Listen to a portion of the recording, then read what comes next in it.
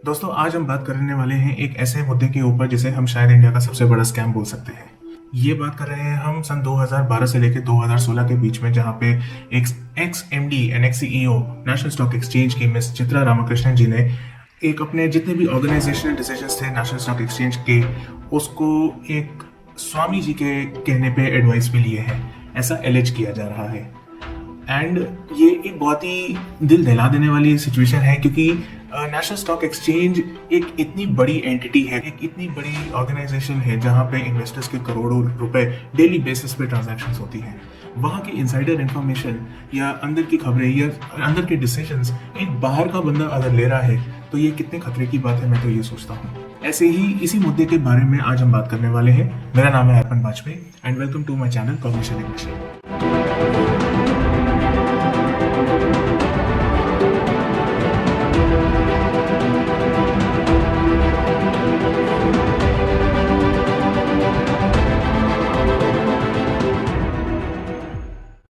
आपको हर्षद मेहता स्कैम के बारे में तो याद ही होगा।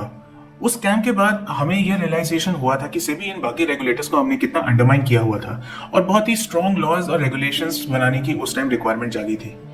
इन द मीनवाइल एक कमेटी भी बनी थी जिसमें ऐसे लोग प्रेजेंट थे जिनका मार्केट नॉलेज बहुत जबरदस्त था, एंड तभी एनएससी का एस्टैब्लिशमेंट हुआ और उन सभी लोगों का कंट्रीब्यूशन काफी बड़ा माना गया था। उसी कमेटी की एक मेंबर थी miss Chitra. National stock exchange 1992 में बना, जिसका मेजर रोल था कि वो एक हाईली सिक्योर, मॉडर्न और fully automated screen based electronic trading system बनाएगा, जो कि एक आसान फैसिलिटी प्रोवाइड करेगा इन्वेस्टर्स को, और ये पूरे देश में काफी अच्छे तरीके से फैलेगा।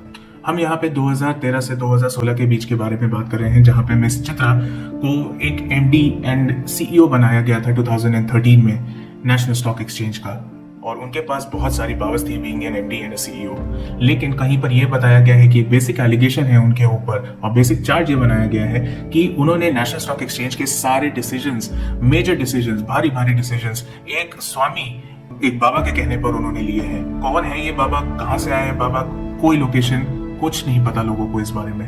सेबी की रिपोर्ट में यह भी बताया गया है कि इन बाबा जी के नॉलेज में कंपनी की, नेशनल स्टॉक एक्सचेंज की काफ़ी इंट्रेंसिक डिटेल्स थी, जैसे कि 5 इयर्स के प्रोजेक्शंस, लोगों के प्रमोशंस, उनकी सैलरीज कैसी होंगी। यहाँ तक कि उनको ये भी बताया जाता था कि चित्रा जी ने काफ़ी बड़े डिसीजन स्वामी के कहने पे लिए थे। सेबी ने जब स्वामी के बारे में पता करने की कोशिश करी तो उन्होंने ये भी बोला कि उनका कोई फिजिकल कोऑर्डिनेट नहीं है और वो एक स्पिरिचुअल फोर्स है जो उन्हें पिछले 20 साल से उनके पर्सनल और प्रोफेशनल लेवल पे एडवाइस करते आ रहे हैं। वो अपनी लाइफ के काफी मेजर डिसीजंस स्वामी के थ्रू लेती हैं। कहानी तब इंटरेस्टिंग बनती है जब एक कैरेक्टर का इंट्रोडक्शन होता है इस पूरे सिनेरियो के अंदर। वो है मिस्टर आनंद सुब्रमण्यम। कहा जाता है कि मिस्टर आनंद सुब्रमण्यम जी को कैपिटल मार्केट्स और नेशनल स्टॉक एक्सचेंज के बारे में कोई ऐसी नॉलेज नहीं थी, और वो एक मिड सीनियर लेवल पे एक पीएसयू की सब्सिडरी में काम करते थे। उस पीएसयू का नाम था बालमोरल लॉरी। वहां से वो 15 लाख रुपए का सैलरी ड्रॉ करते थे। जब उन्हें स्ट्रैटेजिक ऑफिसर की पोस्ट पर रखा गया चित्रा रामाकृष्णन जी ने, तो उनकी सैलरी हाइक सुनकर तो मेरा दिमाग ही फट गया। उनकी सैलरी हाइक 15 लाख से उठ के सीधे अप्रोक्सीमेटली 1.5 करोड़ रुपीस हो गई थी। जब तक आनंद सुब्रमण्यम जी नेशनल स्टॉक एक्सचेंज के हिस्से रहे तब तक उनको A+ रेटिंग्स मिलती रही।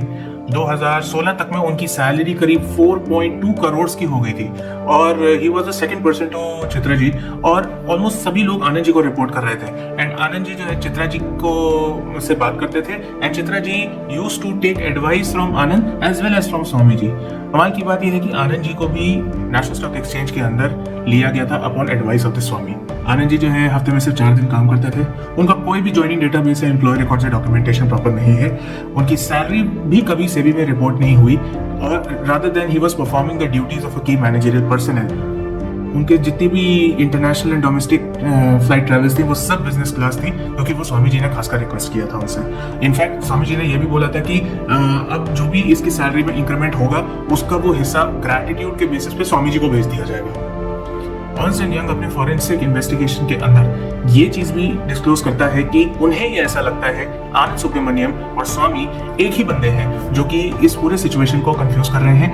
एंड इसमें कहीं ना कहीं ये सारा मैनिपुलेशन जो है आनंद सुब्रमण्यम जी के थ्रू किया गया है, या आनंद सुब्रमण्यम ने ही किया है। नेशनल स्टॉक एक्सचेंज ने भी इस स्टोरी को कॉन्कर करते हुए कहा कि ये एक रिलेटेबल पॉइंट है एंड आनंद सुब्रमण्यम एंड स्वामी एक ही बंदे हैं, और अगर ये ऐसी बात है तो नेशनल स्टॉक एक्सचेंज की जो भी इंफॉर्मेशन है वो नेशनल स्टॉक एक्सचेंज के बाहर नहीं लीक हुई है, रादर देन वो अभी भी नेशनल स्टॉक एक्सचेंज के अंदर ही रिवॉल्व कर रही है। तो कहीं भी डेटा ब्रीच या कहीं भी कॉन्फिडेंशियल इंफॉर्मेशन ब्रीच का कोई पॉइंट नहीं रेज होता है। लेकिन चित्रा जी ने और आनंद जी ने इस पूरे रिकॉर्ड को, इस पूरे फोरेंसिक इन्वेस्टिगेशन के आउटकम को टोटली ऑन रिकॉर्ड डिनाई कर दिया, ये कहते हुए कि Anand ji is not Swami according to her. CBI ने अपनी जांच जारी रखी हुई है, अभी हमें पता लगेगा आगे की आगे क्या सिनेरियो है। लेकिन सेबी ने ऑर्डर्स में डायरेक्ट किया है और पेनल्टीज इंपोज करी है against miss Chitra Ramakrishnan and Anand Subramanian के अगेंस्ट।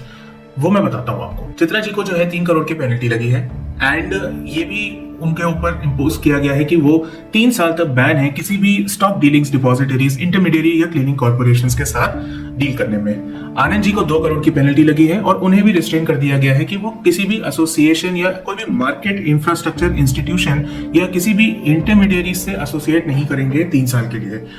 नेशनल स्टॉक एक्सचेंज को भी नए प्रोडक्ट लॉन्च करने से मना कर दिया गया अगले 6 महीने के लिए, और नेशनल स्टॉक एक्सचेंज को आगे भी इस चीज की डायरेक्शन दी गई है कि चित्रा जी की जो भी एक्सेस लीव एनकैशमेंट या बोनस था, जो कि 4.3 करोड़ के आसपास का अमाउंट है, उसे फोरफीट कर लिया जाए और फर्दर डिपॉजिट उसको किया जाए इन्वेस्टर प्रोटेक्शन फंड ट्रस्ट के अंदर। कुछ सवाल मेरे दिमाग में आते हैं इस पूरे सिनेरियो को समझने के बाद। पहला ये कि ये मुद्दा 2012 से 2016 के बीच में है, आज हम 2022 पे बैठे हुए हैं, तो ये इतनी देर बाद ऐसा सिचुएशन क्यों खड़ा हुआ?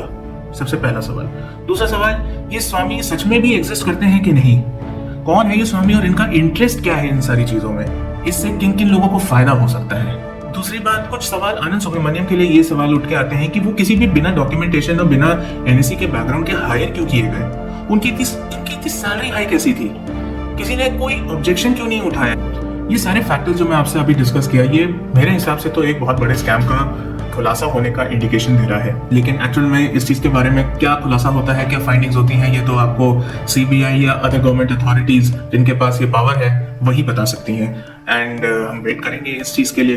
लेकिन एक सबसे बड़ा सवाल दिमाग के अंदर वो ये आता है कि ऐसी मिस गवर्नेंस एंड 6 साल के बाद हम इस मुद्दे के ऊपर जांच पड़ताल कर रहे हैं, तो क्या हम एक्चुअली में वो चीज निकाल पाएंगे या हमारे अथॉरिटीज वो कामयाबी से निकाल पाएंगे जो हमें एक्चुअल में निकालना चाहिए था, या क्या सच का पूरी तरह से इस मामले में खुलासा हो भी पाएगा कि नहीं?